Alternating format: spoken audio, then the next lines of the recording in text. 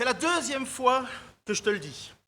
Qui a déjà entendu ça dans sa maison? C'est la deuxième fois que je te le dis. En général, on dit ça à nos enfants. Ceux qui n'ont pas lu tous les manuels d'éducation disent c'est la troisième fois, c'est la quatrième fois, c'est la cinquième fois. C'est la deuxième fois que je te le dis. Tu es prévenu maintenant, écoute. Mais si tu ne m'écoutes pas, moi je t'aime et je continuerai à te le dire, mais au moins tu ne pourras pas dire que tu n'as pas été prévenu, tu ne pourras pas dire que tu ne le savais pas. De plus, tu sais que c'est ce qu'ont dit les prophètes, tu sais que c'est ce qu'ont dit les apôtres, et tu sais que c'est la volonté de Jésus. Et bien ça, c'est le début, résumé à la façon moderne, de ce que Pierre vient d'écrire pour son chapitre 3. 1 Pierre 3, 2, 1, 2. Mes chers amis, voici déjà la deuxième lettre que je vous écris. Dans l'une comme dans l'autre, je cherche à stimuler en vous une saine manière de penser en vous rappelant l'enseignement que vous avez reçu. Souvenez-vous en effet des paroles dites autrefois par les saints prophètes, ainsi que du commandement du Seigneur et Sauveur que vos apôtres vous ont transmis. Petite note, c'est magnifique de voir que dans ce passage-là, Pierre met les apôtres au même niveau que les prophètes, au même niveau de l'autorité d'enseignement. Donc ici, Pierre réinsiste, il retape sur le clou, c'est la deuxième lettre. Alors certains discutent en disant est-ce qu'on parle de 1 Pierre, est-ce qu'on parle de 1 Pierre et demi, est-ce qu'il y a une lettre en plus, en moins, laissez tomber. Il a écrit 2 fois, c'est sûr, première lettre, deuxième lettre, et son but c'est toujours le même, affermir les chrétiens. Pourquoi ? Parce que le sujet est très compliqué et j'ai l'impression, personnellement, que les baptistes en général, les évangéliques en général ont perdu un petit peu le but là. On a tellement insisté sur la grâce et le salut hors mérite qu'on a perdu un petit peu le principe de la persévérance. Et c'est ce que Pierre est en train de dire 2 fois dans sa lettre. Attention, ne faites pas n'importe quoi. Si Pierre insiste lourdement, justement, c'est parce qu'il sait, comme je vous l'ai dit, qu'il va mourir prochainement, et surtout qu'il voit clairement que dans l'Église, des faux enseignants sont arrivés. Ces faux enseignants, on les voit déjà un petit peu dans la première lettre, mais surtout dans sa deuxième lettre. Et c'est comme pour toujours, il faut faire attention. Jésus avait prévenu, Paul avait prévenu, Pierre a prévenu. Les faux enseignants sont là pour tordre le sens des Écritures, tordre le sens de l'enseignement, essayer de dire, il dit ça, mais c'est pas vrai, mais c'est parce qu'il y a autre chose, et ainsi de suite. On connaît l'histoire, on sait très bien qu'il y en a d'autres aujourd'hui qui bénissent ce que Dieu ne bénit pas, mais ils pensent que Dieu est d'accord avec ça. Donc, et c'est toujours avec une croix mise en avant, en disant c'est sous le nom de Jésus qu'on fait, on sait très bien que c'est une réalité. Par contre, est-ce qu'à nous-mêmes, et en se regardant nous-mêmes, est-ce qu'on est capable d'avoir autant de discernement sur notre direction, sur ce que l'on fait dans notre vie, la direction de nos églises? Comme David qui dit, Seigneur, veille sur moi, scanne-moi et vérifie si je suis sur le bon chemin. Et c'est bon de revenir toujours à cette idée de se réformer. C'est pour ça que Pierre dit, c'est la deuxième fois que je vous écris et je vous rappelle des choses que vous savez. C'est l'idée de revenir toujours à l'essentiel. Le problème, c'est que le Seigneur n'est pas encore revenu. L'Église a été persécutée de l'extérieur, ça c'est la première lettre de Pierre, puisque vous le savez qu'ils doivent lutter contre des persécutions, et justement ils disent qu'il faut justement avoir une vie sainte, comme ça ceux qui nous persécutent sont confus en nous persécutant. C'est le but de la première lettre, la persécution de l'extérieur, et maintenant c'est la persécution de l'intérieur. Donc première lettre, il dit, dans cette lettre, il a encouragé les gens face à cette persécution extérieure. Des frères, le problème c'est que des frères et des sœurs sont morts. Et là, il y en a certains qui se disent, mais enfin, comment est-ce qu'on peut mourir alors qu'on a le Seigneur? Ça les fait un peu vaciller dans leur doctrine, dans leur compréhension de qui est Dieu et de ce que Dieu a promis. Il y en a d'autres qui sont tombés malades, alors qu'ils pensaient que c'était plus possible d'être malade, qu'on était délivré de cela, qu'on n'aurait plus jamais à faire face à la maladie. Ils sont alors un peu secoués dans leur compréhension de ce qu'est l'Évangile. Et puis, on est encouragé à vivre dans une société qui nous exclut à cause de ce que l'on croit. Nous ne sommes pas du monde, mais nous sommes dans le monde. Nous ne faisons pas ce que les autres font, mais nous devons avoir une attitude, au contraire, qui les dépasse, qui les surpasse. On doit même obéir aux autorités qui sont corrompues. Alors nous, on a déjà de la corruption, mais à l'époque, c'était plus que ça. Et Pierre les encourage à vivre au milieu de cette société et même de se soumettre à ces autorités corrompues. C'est pas évident. Après, Pierre les encourage, et l'Écriture les encourage, l'Évangile encourage aussi à ne plus se tourner vers l'idolâtrie. Le problème, c'est que l'idolâtrie, c'était comme ça que fonctionnaient toutes les coopérations, merci, je vous aime bien, corporations qui faisaient que si tu étais, je ne sais pas moi, tailleur de pierre, tu devais faire partie de la corporation des tailleurs de pierre avec le dieu du tailleur de pierre, et donc tu devais faire des sacrifices au dieu du tailleur de pierre pour pouvoir faire fleurir le business commun. Et si tu n'allais plus pour offrir ces offrandes à ce tailleur de pierre, eh bien on t'éjectait de la corporation, tu perdais ton boulot. Et voilà, donc vous imaginez encore une tension de plus. Ça veut dire qu'à cause de ma foi, de la marche avec Jésus-Christ, ben, je peux aller jusqu'à perdre mon boulot. On parle d'inquiétude, et on en a, et c'était un très beau texte que Vanessa nous a lu ce matin, des inquiétudes qui sont là, mais là, voilà, ils étaient dans le feu du creuset. Il y a aussi le fait que les voisins qui vous regardent se disent « Mais qu'est-ce que c'est que cette bande de sainte-nitouches ? Ils font plus les choses comme nous, ils font plus les banquets orgiaques, ils font plus... » Parce que autrefois, les banquets, ça se terminait en orgie. Parce que dans leur culture et dans cette culture ambiante, les orgies étaient vues comme une espèce de spiritualité, où il y avait des prophétesses sacrées avec qui il fallait coucher pour s'approcher des divinités. Le chrétien sortait de tout cela. Et il n'avait plus accès à tout cela. Mais il n'était pas vu comme étant quelqu'un de « Waouh, quelle belle retenue !» C'était non, qu'est-ce que c'est que cette personne qui n'a plus aucune joie de vivre ? Et comme je vous dis, il fallait se soumettre aux autorités. Et puis, on se moque aussi des croyants à cette époque-là parce qu'on croit en un Dieu mort et ressuscité. N'oubliez pas, nous prêchons l'Évangile. Scandale pour les Juifs, folie pour les Grecs, mais pour nous, puissance de Dieu. Mais autour de ces chrétiens qui reçoivent la première lettre de Pierre, eh ben, on les prend pour des fous.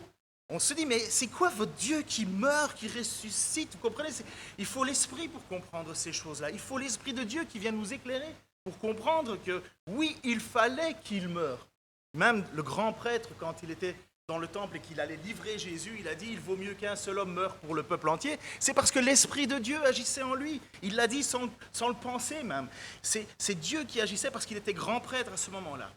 Et puis aussi, il faut savoir que les chrétiens étaient persécutés parce qu'on les considérait comme des cannibales. On disait « Ces gens boivent du sang et mangent la chair de Jésus ». Quand il y a l'idée de la Sainte Seine, vous savez, quand Jésus a annoncé cela au milieu de cette grande prédication, je crois que c'était après avoir nourri les foules, il dit, vous êtes ici parce que vous avez bu, parce que vous avez mangé, mais moi, en fait, ce que je vous annonce, c'est qu'il faut manger une vraie nourriture, car mon sang est une vraie boisson et mon corps est une vraie nourriture, et ainsi de suite. Et tout le monde est là, scandalisé, parce que ce que Jésus vient de dire, et ils dégagent, ils partent. C'est la meilleure prédication de Jésus de tous les temps pour comment savoir être sauvé. Ils sont plus de 5000, parce qu'on parle 5000 seulement les hommes, sans compter les femmes et les enfants. Ils sont tous là. À la fin du message de Jésus, tout le monde s'en va. Wow. Ceux qui étaient là pour l'organisation, ils ont dit, mais qu'est-ce qui s'est passé ? C'est là où il ne reste plus que les 12 apôtres. Et c'est là où Jésus a dit, et vous voulez aussi partir ? Et c'est là où Pierre a dit cette phrase magnifique, mais tu es le Seigneur, tu as les paroles de la vie et la vérité. À qui irions-nous d'autres ? Et c'est là où on se rend compte que suivre Christ, ce n'est pas évident, c'est un choc culturel pour ces personnes qui étaient là et qui avaient vu ces miracles et qui avaient profité du miracle, puisqu'ils étaient déjà de l'autre côté du lac, ils avaient déjà mangé une fois, ils viennent de l'autre côté du lac et ils mangent une deuxième fois. Ils sont là, ils sont présents, ils le voient. Mais Jésus dit, vous n'êtes pas là pour la bonne chose. Parce que justement, l'évangile, comme dit Jésus, l'évangile, ce sont les violents qui s'en emparent. Mais qu'est-ce qu'on entend par violent ? Violent vis-à-vis de sa propre vie, vis-à-vis de son propre réflexion sur ce qui on est. Est-ce qu'on veut continuer dans cette direction-là ou on se fait violence pour quitter ce monde-là ? Et puis, il y a aussi les gens qui pensent que les chrétiens sont des consanguins, puisque nous sommes tous frères et sœurs. Ils se disent, mais c'est quoi ? De l'extérieur, ils se disent, mais c'est quoi ces gens ? Ça n'a pas été compliqué pour Néron d'accuser les chrétiens d'avoir incendié Rome.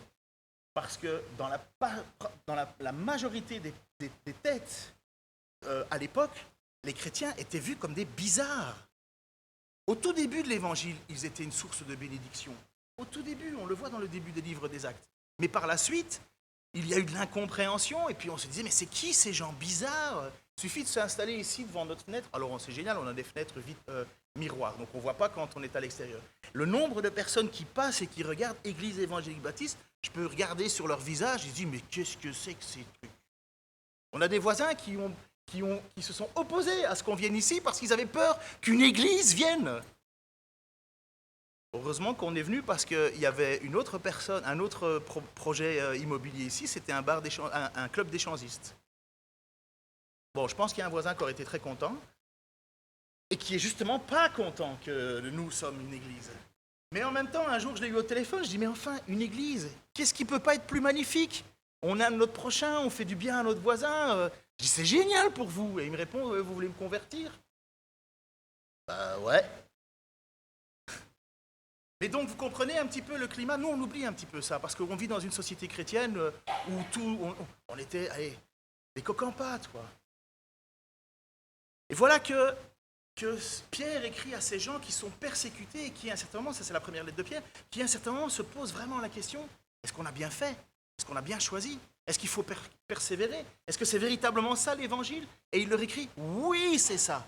Et c'est même plus que ça. C'est très bien que vous traversez des difficultés. C'est très bien que vous ayez des souffrances. C'est très bien que vous ayez des épreuves. On verra ça plus tard.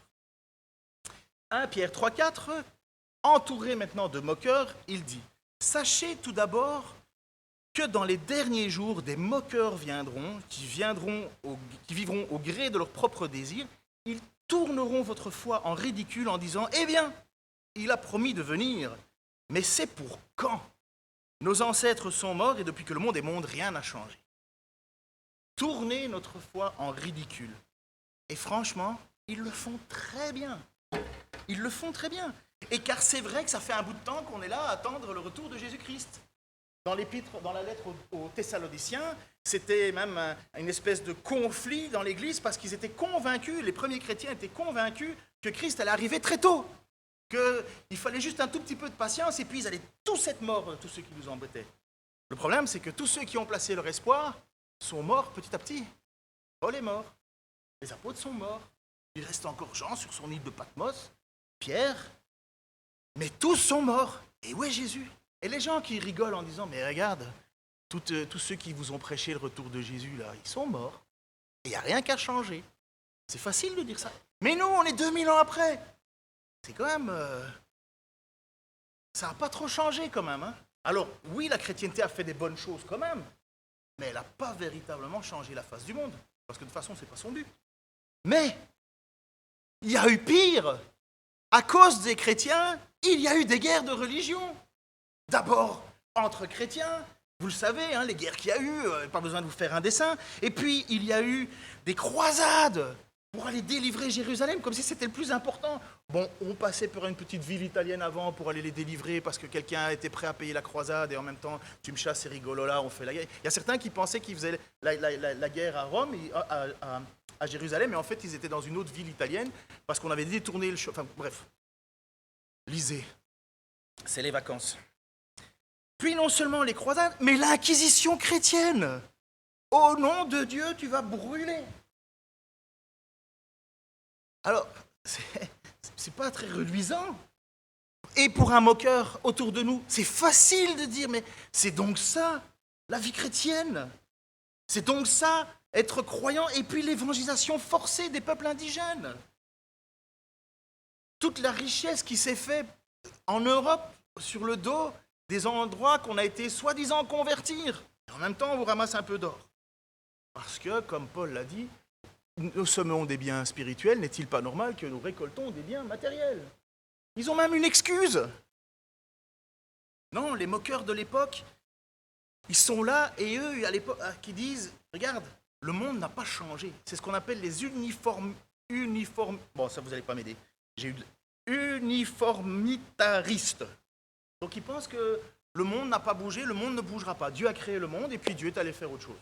On ne sait pas où il est. Il a mis les choses en place et puis voilà, on se débrouille, on est sur la terre.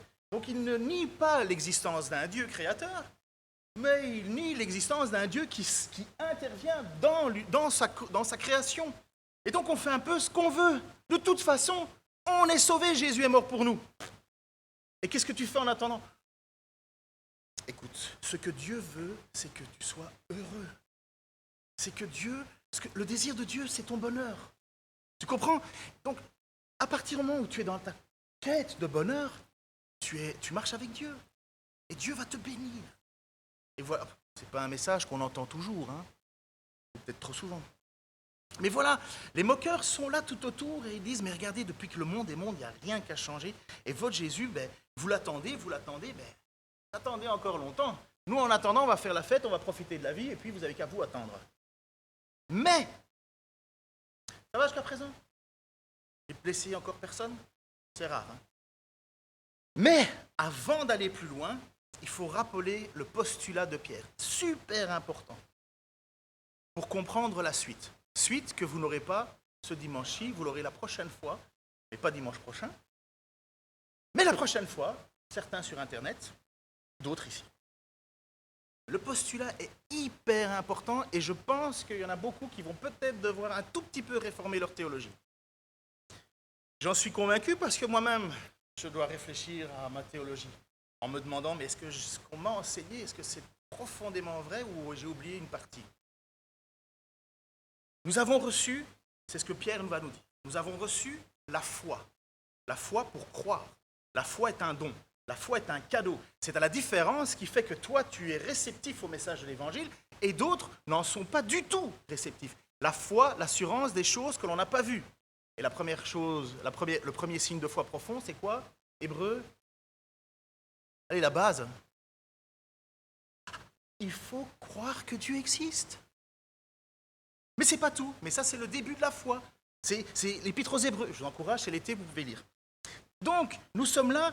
Donc, Dieu nous fait ce don, ce cadeau de la foi. Alors, à quoi ça sert cette foi? Eh bien, il faut saisir l'enjeu de cette foi. La foi, c'est quelque chose qui va être mis à l'épreuve dans notre vie. C'est un cadeau de Dieu. C'est un don. Tout le monde n'a pas cette foi. Cette foi, elle vient de Dieu, mais cette foi va être mise à l'épreuve. C'est comme si je donnais la possibilité de participer à un concours. Réfléchissez bien, hein, je sais que ça va vous bousculer un petit peu. 1 Pierre 1,9.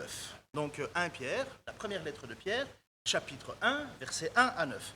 Pierre, apôtre de Jésus-Christ, salue ceux que Dieu a choisis et qui vivent en hôtes de passage, dispersés dans les provinces du Pont, de la Galatie, de la Cappadoce, de l'Asie, de la Bithynie, de la Turquie et un peu plus. Dieu, le Père, vous a choisi d'avance, conformément à son plan. Et vous lui avez été consacrés par l'Esprit. Pourquoi? Pour obéir à Jésus-Christ et être purifiés par l'aspersion de son sang. Que la grâce et la paix vous soient abondamment accordées. Loué soit Dieu, le Père de notre Seigneur Jésus-Christ. Dans son grand amour, il nous a fait naître à une vie nouvelle, grâce à la résurrection de Jésus-Christ d'entre les morts, pour nous donner une espérance vivante. Car il a préparé pour nous un héritage qui ne peut ni se détruire, ni se corrompre, ni perdre sa beauté. Et il le tient en réserve dans les cieux, pour vous dans les cieux, vous qu'il garde par sa puissance, au moyen de la foi, en vue du salut, qui est prêt à être révélé au moment de la fin. Voilà ce qui fait votre joie, même si actuellement, il faut que vous soyez attristés pour un peu de temps par diverses épreuves. Celles-ci servent à éprouver la valeur de votre foi. Foi qui est le moyen du salut. Le feu du chrétien n'éprouve-t-il pas l'or qui pourtant disparaîtra un jour, mais beaucoup plus précieux que l'or périssable est la foi qui a résisté à l'épreuve. Pourquoi? Parce qu'elle vous vaudra louange, gloire et honneur lorsque Jésus-Christ apparaîtra. Jésus, vous ne l'avez pas vu, et pourtant vous l'aimez. Mais en plaçant votre confiance en lui, sans le voir encore, vous êtes remplis d'une joie glorieuse qu'aucune parole ne pourrait exprimer. Normalement, dans certaines églises, on dit Alléluia. Car vous obtenez le salut qui est le but de votre foi. Vous venez d'entendre? Je fais un tout petit résumé. Dieu nous a choisis, et il nous consacre par son esprit à quoi? Lui obéir. Il nous purifie de nos fautes, donc ça veut dire qu'on peut se présenter devant lui purifié.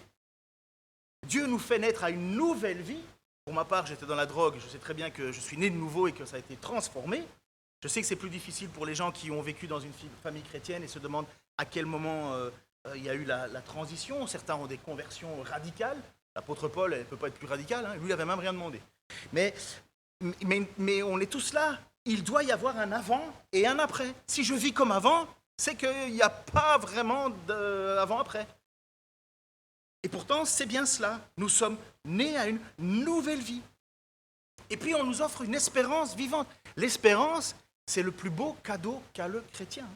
C'est ça, ce que nous avons, que le monde n'a pas, c'est une espérance. Je vous encourage un tout petit livre de Henri Blocher, puisque c'est les vacances. L'espérance chrétienne. Magnifique. 50 pages. Mais comme c'est du Blocher, ça en vaut 150. Pour ceux qui connaissent du Blocher, ils savent de quoi je parle. Héritage, c'est ce qui nous est devant nous, cette espérance, c'est un héritage. Et vous savez, peut-être que vous avez déjà vécu ça, pour les plus anciens, vos parents décèdent, vous avez des frères et des sœurs, l'héritage arrive, catastrophe. Tout le monde se tire dans les pattes, blabli, blabla, enfin tout. Là, personne ne peut toucher à cet héritage. Personne ne peut m'arracher cet héritage. Il est gardé au ciel par Jésus-Christ lui-même. Et quel est notre espoir à nous? Comment on fait pour avoir cet héritage? On tient par la foi. C'est la foi qui nous assure cet héritage. Bref, on continue. Donc on est purifié.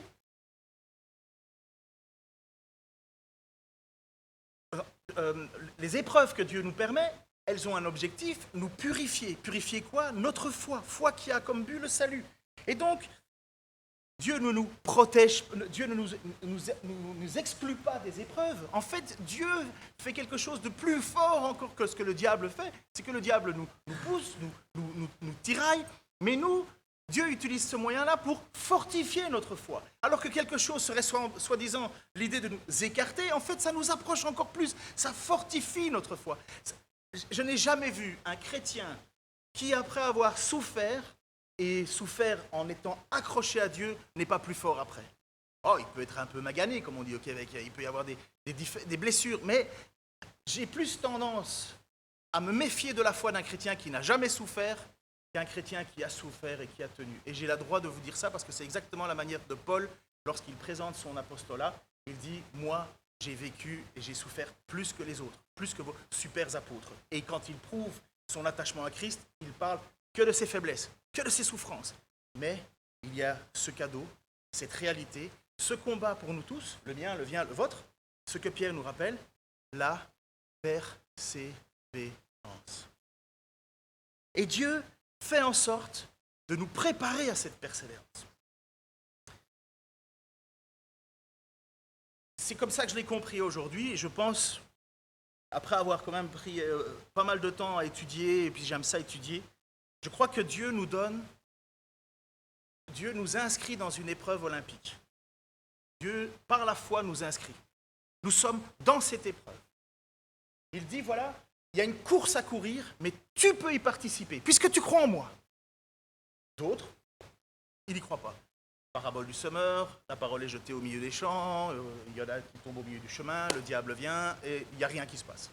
Par contre, il y en a d'autres qui sont là, et la semence est tombée en bonne terre et de mauvaise terre. En attendant, il y a germination, ça pousse. On ne sait pas encore comment ça va pousser. Et l'épreuve est là. Et l'épreuve est là pour faire le tri. Et c'est ça qui m'interpelle. C'est que Dieu envoie ce message, par la foi, nous donne la possibilité de faire partie de ce concours. Et maintenant, tu as ta responsabilité. J'ai ma responsabilité. C'est trop facile de dire, une fois sauvé, toujours sauvé. Vivons comme nous voulons.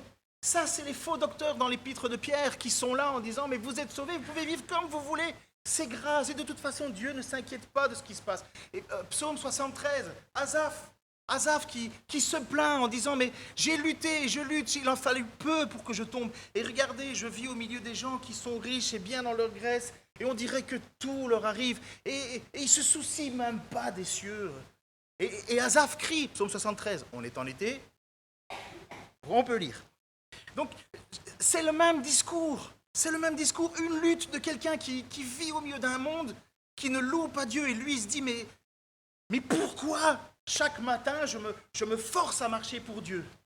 Il est dans le même principe de la persévérance. Sauf que nous, on a reçu ce cadeau de la grâce de recevoir la foi.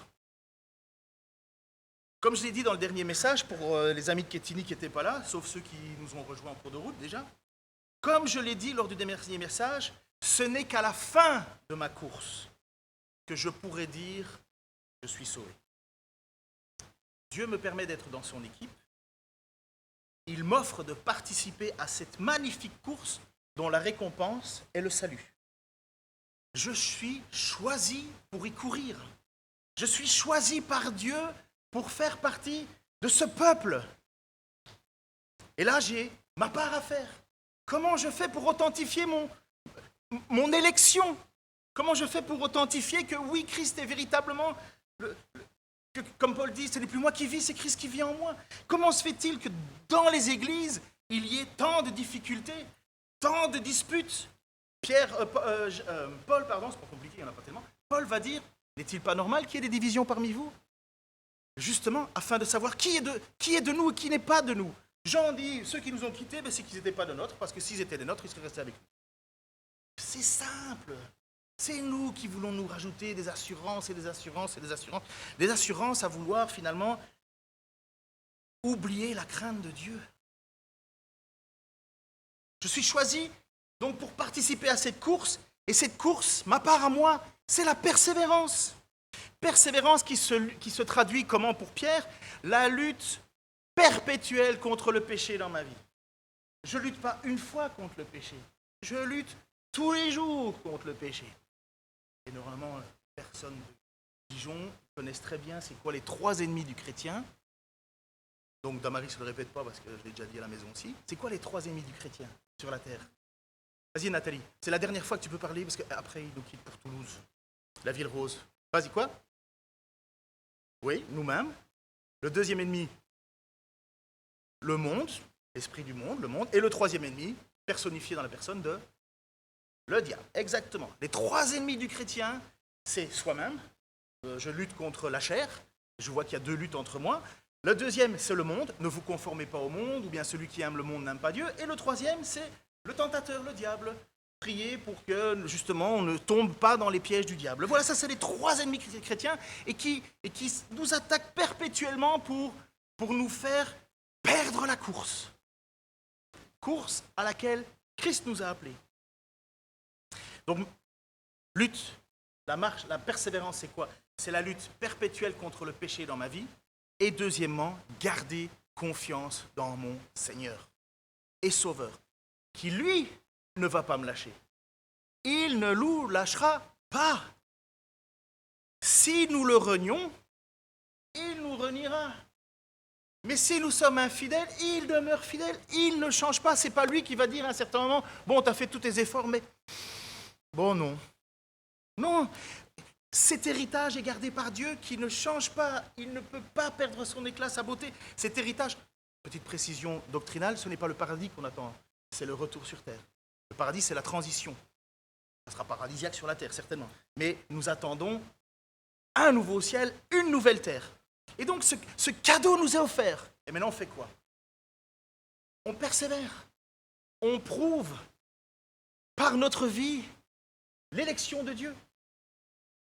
Comme je vous l'ai dit, l'apôtre Paul, au début de son ministère, vous allez entendre 2 différences. Vous allez voir une évolution dans la vie de Paul. Paul va écrire Philippiens 3, 9 à 13. Et puis il va écrire à 2 Timothée. Philippiens 3, 2 à 3 à 13, on est au milieu de son ministère. Et 2 Timothée, on est à la fin de son ministère. Il va mourir, il le sait, c'est une dernière lettre, magnifique dernière lettre. Et il écrit vous le savez. Mon désir est d'être trouvé en lui, non pas avec une justice que j'aurais moi-même acquise en obéissant à la loi, donc obéir à la loi, mais avec une justice qui vient dans la foi en Christ et que Dieu accorde à ceux qui croient. C'est ainsi que je pourrais connaître le Christ, c'est-à-dire expérimenter la puissance de sa résurrection et avoir part à ses souffrances en devenant semblable à lui jusque dans sa mort, afin de parvenir, quoi qu'il arrive, à la résurrection d'entre les morts. Écoutez ceci, c'est quand même là-dessus que je veux arriver. Non, certes, je ne suis pas encore parvenu au but. Je n'ai pas atteint la perfection, mais je continue à courir pour tâcher de saisir le prix. Car Christ s'est saisi de moi. Christ t'a appelé et toi tu cours. Non, frère, pour moi je n'estime pas avoir saisi le prix, mais je fais une seule chose.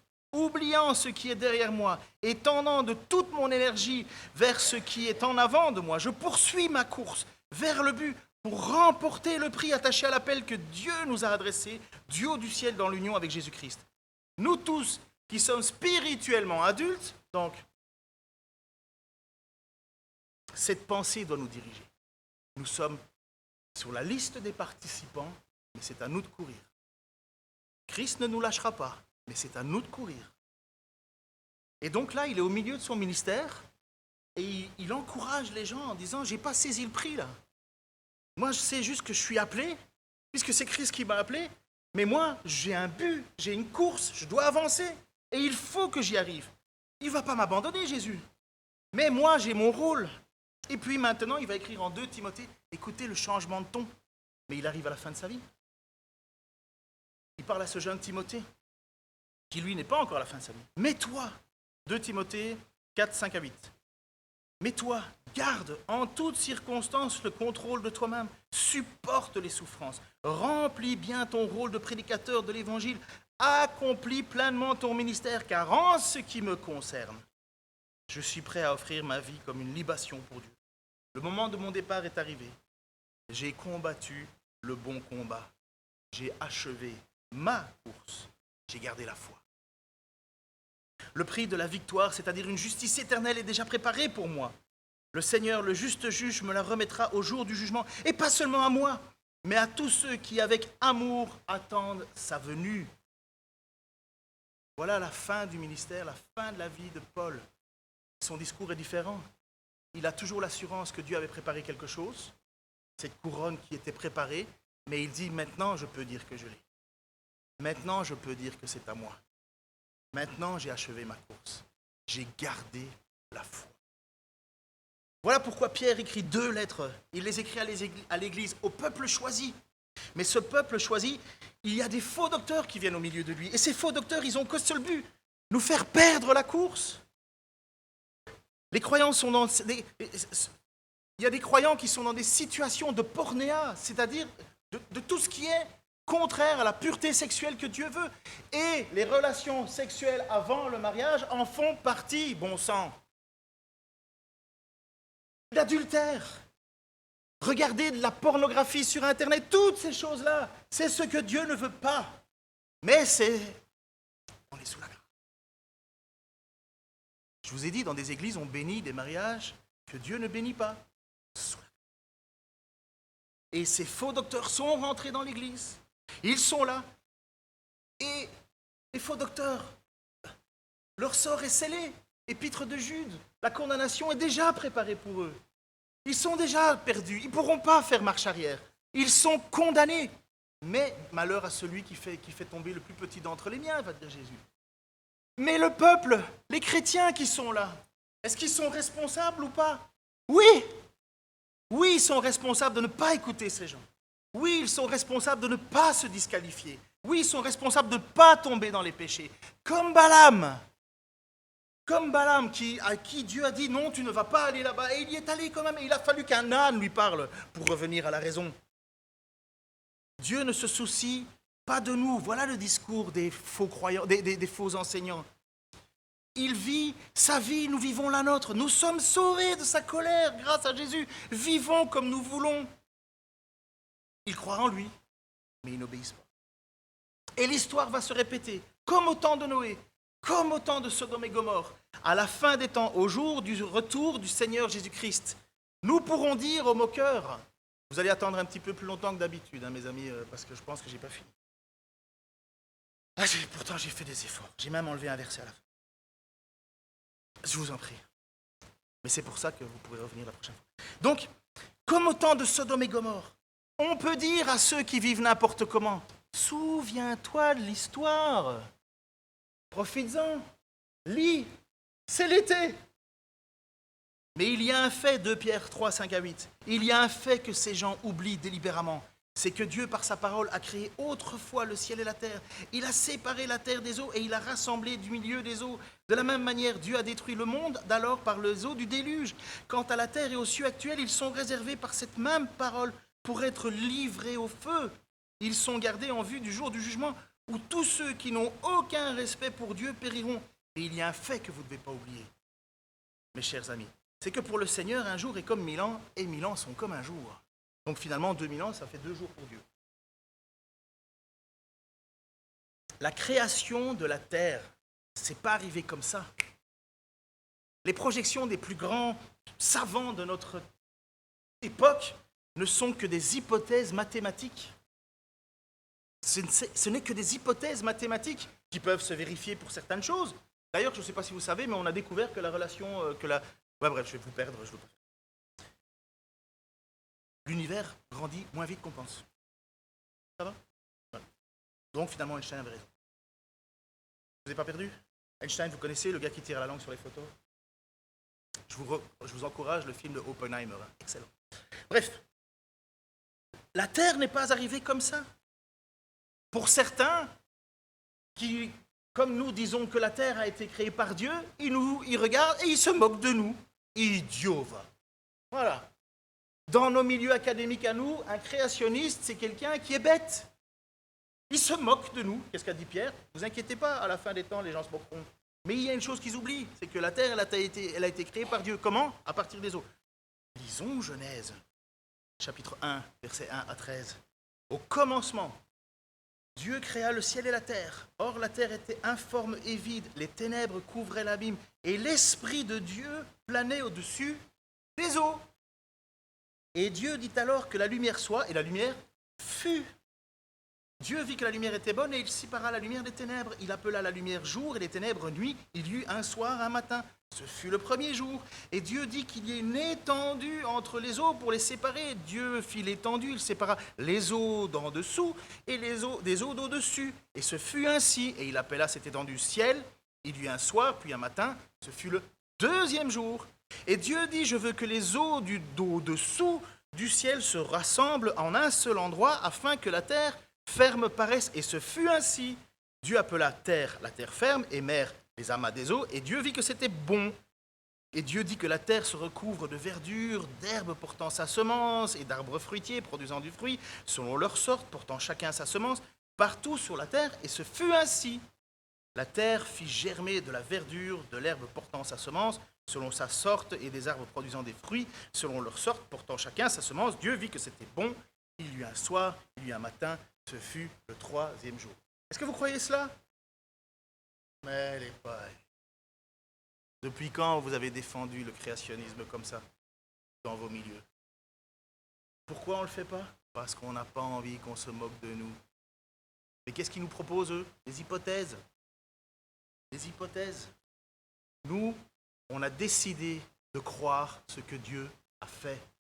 Qu'on se moque de nous ou pas? Rien de nouveau? C'est ce que Pierre dit.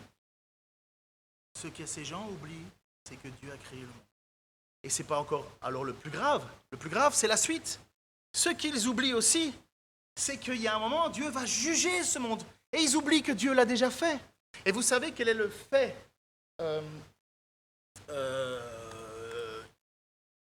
archéologique, historique, le plus établi dans toutes les civilisations autour de la Terre?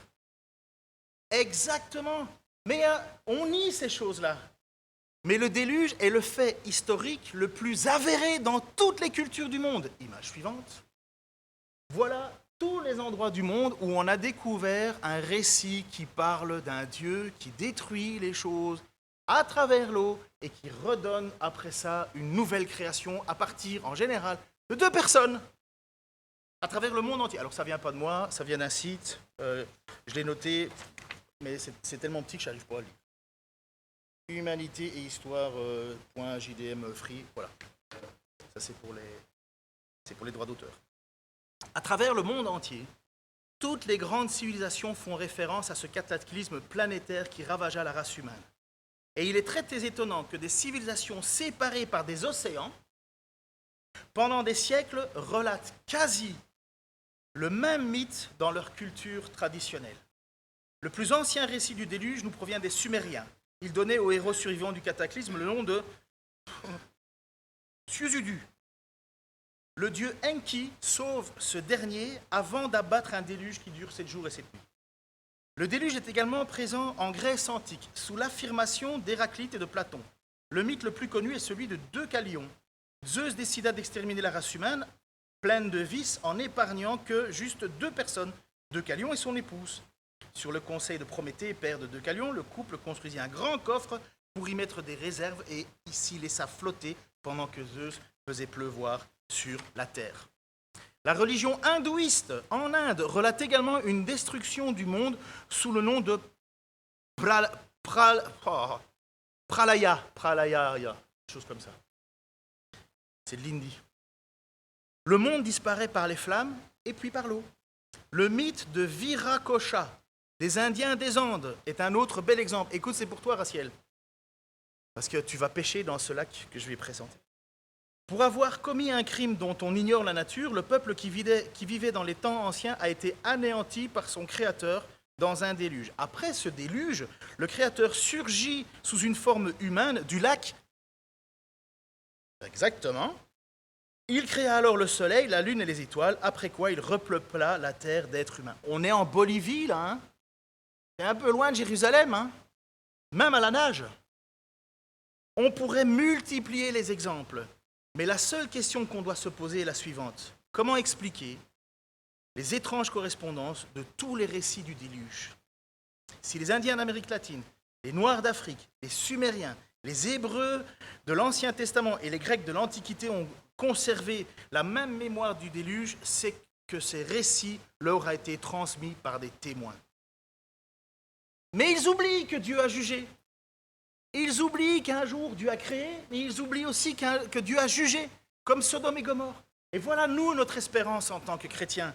On sait que Dieu ne tarde pas à accomplir son plan. Ça va venir, comme les musiciens qui viennent en avant.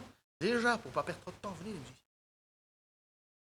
On sait que Dieu va intervenir. Il l'a déjà fait. Et Pierre nous dit, ils oublient cela. Mais nous ne sommes pas des personnes pour oublier.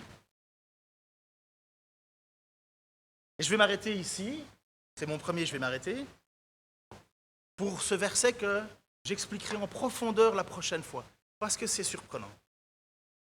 Parce que Pierre, disant ceci, le Seigneur n'est pas en retard dans l'accomplissement de sa promesse comme certains se l'imaginent. Il fait simplement preuve de patience à votre égard, car il ne veut pas qu'un seul pourrisse, il voudrait au contraire que tous parviennent à se convertir. C'est qui à votre égard? Car Dieu fait patience à votre égard. Qui est à votre égard? Seigneur, ta parole est une lampe à mes pieds, une lumière sur notre sentier. Elle est vraie, elle est authentique. Elle est comme une lame qui sépare la moelle et l'os. Elle purifie, elle reprend, elle encourage, elle édifie.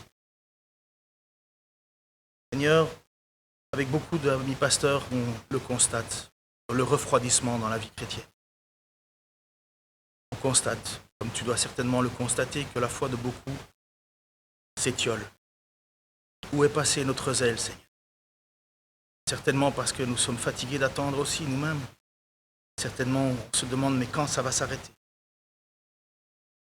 Seigneur, je te prie pour moi, en premier, pour mes frères, mes sœurs, de ne pas nous laisser aller. De permettre, Seigneur, les épreuves dans nos vies, justement pour solidifier notre foi, à rendre plus pur que l'or, parce que nous savons que nous hériterons du salut grâce à cette foi. Je te remercie de nous avoir te fait connaître. Je te remercie, Seigneur, que tu nous aies purifiés, que tu nous permettes de courir cette course.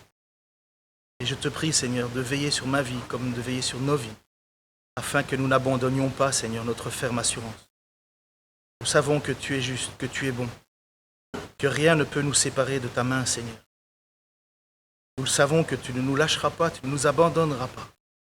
C'est pourquoi je te prie, Seigneur, que tout au long de cette semaine, ceux qui ont à confesser un péché le fassent. Que ceux qui luttent, Seigneur, trouvent en toi, Seigneur, la force d'arrêter. Je te prie, Seigneur, pour ceux qui ne te connaissent pas vraiment, qu'ils prennent une fois pour toutes la décision de te suivre comme Seigneur et Sauveur.